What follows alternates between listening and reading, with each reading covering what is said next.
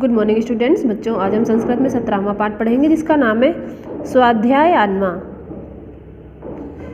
इसमें शिक्षा के बारे में बताया गया है कि पुराने समय से आज की शिक्षा में कितना अंतर है। इस पाठ में इसी के बारे में जानकारी दी गई है। तो देखते हैं। समाजः परिवर्तनशील है, अर्थात समाज परिवर्तनशील है। सामाजिक व्यवस्था अपि समये समये परिवर्तते, अर्थात सामाजिक व्यवस्था समय समय पर परिवर्तित भी होती रहती है। आधुनिक शिक्षण व्यवस्था प्राचीन कालस्य शिक्षण व्यवस्थातः भिन्ना अस्ति, अर्थात आधुनिक शिक्षण व्यवस्था आजकल की जो शिक्षा व्यवस्था है वो पुराने समय की शिक्षा व्यवस्था से भिन्न है। इदानीं प्रारंभिक माध्यमिक शिक्षार्थं विद्यालयाः उच्चतर शिक्षार्थं च महाविद्यालयाः विश्वविद्यालयाः च भवन्ति, अर्थात इनमें प्रारंभिक और माध्यमिक शिक्षा के लिए विद्यालय होते हैं और उच्चतर शिक्षा के लिए महाविद्यालय और विश्वविद्यालय होते हैं। परंतु प्राचीन काले सर्वेषां स्थाने गुरुकुलानि भवन्ति स्म, अर्थात परंतु प्राचीन काल में सभी जगह जो शिक्षा ग्रहण करने का जो स्थान होता था वो कौन से स्थान पर क्या बने होते, सभी जगह गुरुकुल स्थान होते थे शिक्षा ग्रहण करने के लिए। ठीक है, आगे देखते हैं। घने अरण्य सुरम्य नदी तीरे जनशून्यासु पर्वत गुहासु च ऋषयः निवसन्ति स्म, अर्थात घने जंगल में और नदी के किनारे सुंदर सुरम्य अर्थात मन को मोहने वाली सुरम्य बहुत सुंदर जगह पर नदी के किनारे जनशून्य अर्थात लोगों से जो है लोगों का जहाँ पर आना जाना नहीं होता है वहाँ पर एकदम शांति के माहौल में पर्वत गुहासु अर्थात पर्वत की गुफाओं में ऋषि मुनि निवास करते हैं। तेषां निवास स्थानम आश्रमः इति नामना प्रसिद्धम आसीत्, अर्थात उनके निवास स्थान आश्रम के नाम से प्रसिद्ध थे। तेषु आश्रमेषु गुरुकुलानि अपि प्रविचलन्ति स्म, उनके आश्रम में गुरुकुल भी प्रचलित हैं।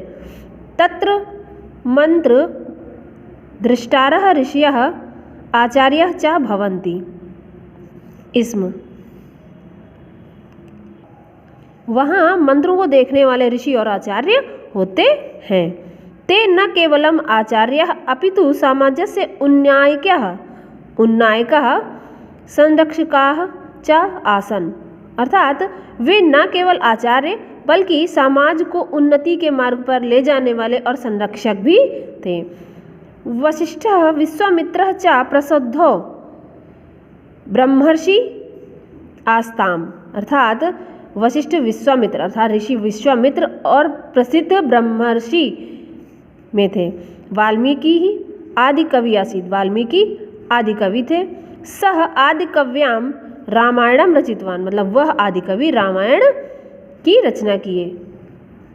वस्तुतः भारतीय शिक्षण परंपरायाः किंचित वैशिष्ट्यम आदि, इस आधार पर भारतीय शिक्षा परंपरा के आधार पर विशिष्ट है। शिशु मातृगर्भे स्थितः संवर्धन कालतः एव शिक्षां प्राप्नोति, जिस प्रकार शिशु माता के गर्भ में रहकर समय के अनुसार शिक्षा प्राप्त करता है, अतः माता तस्य प्रथम गुरु भवति। कहने का अर्थ यह है कि शिशु जैसे गर्भ में स्थित होकर उसके बाद गर्भ से निकलकर समय के अनुसार अपनी माता से शिक्षा ग्रहण करता है, अतः माता तस्य, इसलिए माता उसकी प्रथम गुरु होती हैं।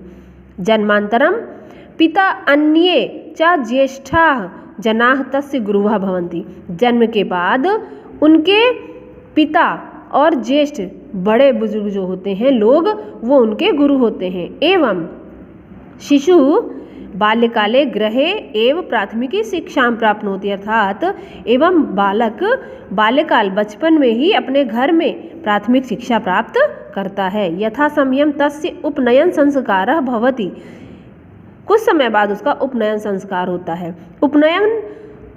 उपनयनांतरम वटुः गुरुकुलः प्रवेशम अर्हति, अर्थात उपनयन के बाद बच्चे का वटु अर्थात वत्स बच्चे का गुरुकुल में प्रवेश अर्थात गुरुकुल में प्रवेश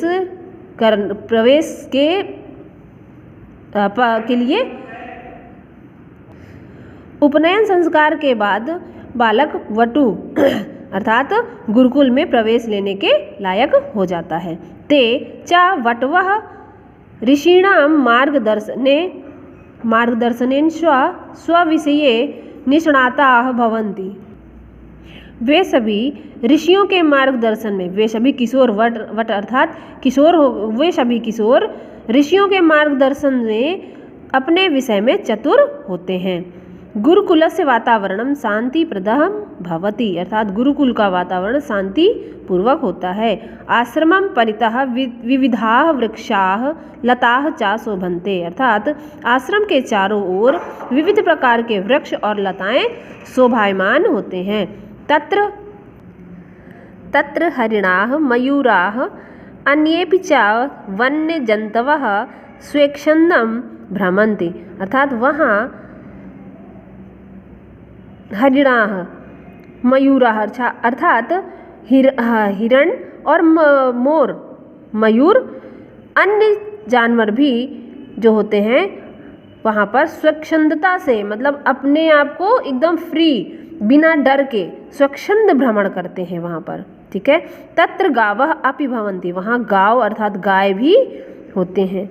छात्राः गुरुणां गावां च सेवां कुर्वन्ति अर्थात छात्र वहाँ गायों अपने गुरु की आज्ञा से गुरुओं के पास जो गाय होती हैं उनकी गुरुओं की और गायों की सेवा करते हैं। ते आश्रम नियमान श्रद्धया पालयन्ति अर्थात वे सभी आश्रम के नियमों की श्रद्धा से पालन करते हैं। वैदिक काले पौराणिक काले च गुरुकुलस्य प्रसिद्धिः अधिका आसीत् अर्थात वैदिक काल और पौराणिक काल में गुरुकुल अधिक प्रसिद्ध थे। यत्र न केवलं राजपुत्राः किंतु ऋषिपुत्राः श्रमिकपुत्राः अपि गुरुकुले पठन्ति स्म। वहाँ न केवल राजाओं के पुत्र किंतु ऋषियों के पुत्र श्रमिक अर्थात वर्ग कार्य करने वाले श्रमिकों के पुत्र भी गुरुकुल में पढ़ते थे। ते गुरुकुलात् सर्वविधां शिक्षां प्राप्य राष्ट्रस्य आदर्श नागरिकाः भवन्ति स्म अर्थात वे सभी गुरुकुल में सभी शिक्षा प्राप्त करके राष्ट्र के आदर्श नागरिक होते हैं। तत्र पठित्वा ते न केवलं वेदोपनिषद पुराण दर्शनादि शास्त्रेषु किंतु नानाविधासु शिल्पकलासु विविधासु शस्त्रविद्यासु चापि पटवः भवन्ति स्म अर्थात वहाँ पढ़कर वे सभी न केवल वेद उपनिषद पुराण दर्शन शास्त्र आदि किंतु नाना विधासु अर्थात अनेकों प्रकार की विधाओं जैसे शिल्पकला विविधासु शिल्पकला में विविध शस्त्र विद्यासु और सभी जो है और सभी चीज़ों में पारंगत होते हैं, सभी चीज़ों को सीखते हैं। अर्जुनः धनुर्विद्यायां पटुः आसीत् अर्जुन ने धनुर्विद्या सीखी थी, निपुण हुए। भीमः दुर्योधन च गदा विद्यां पटुः आस्ताम् अर्थात भीम और दुर्योधन गदा विद्या में निपुण हुए। कौरव पांडवानां गुरु द्रोणाचार्यः एकलव्यस्य अपि गुरु आसीत् अर्थात कौरव और पांडव गुरु द्रोणाचार्य के, एकलव्य भी गुरु द्रोणाचार्य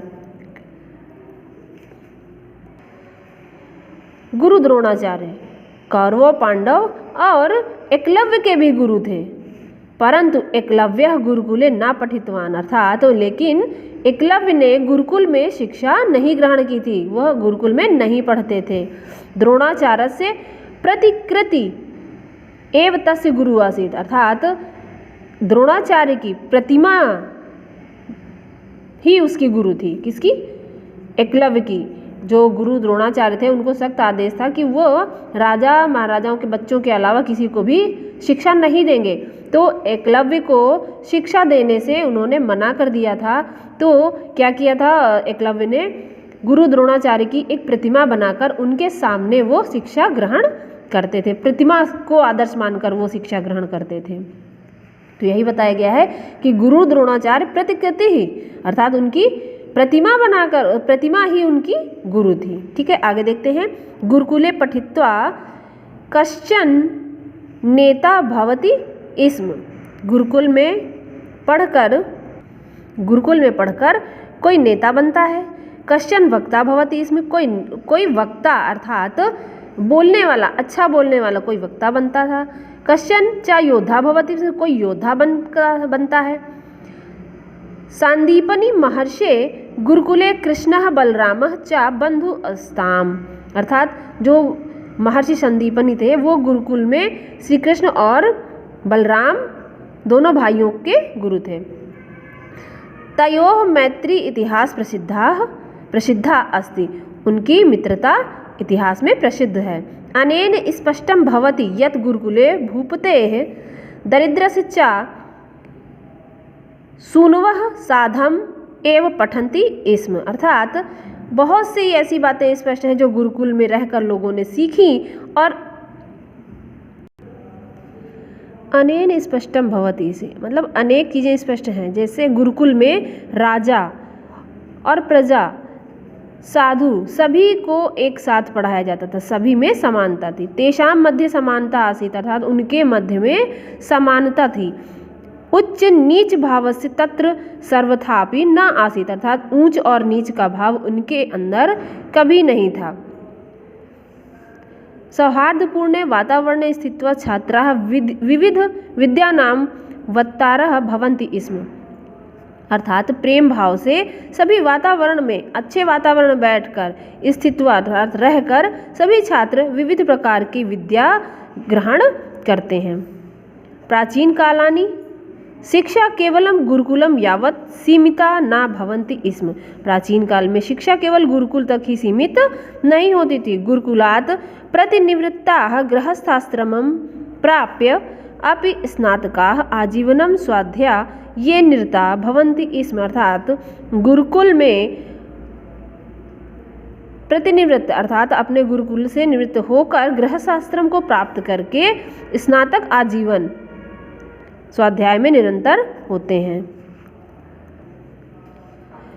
गुरुकुल से निवृत्त होकर गृहस्थाश्रम में प्रवेश करके सभी अपनी शिक्षा का उपयोग करते हैं। ठीक है, आजीवन अपनी शिक्षा का उपयोग करते हैं।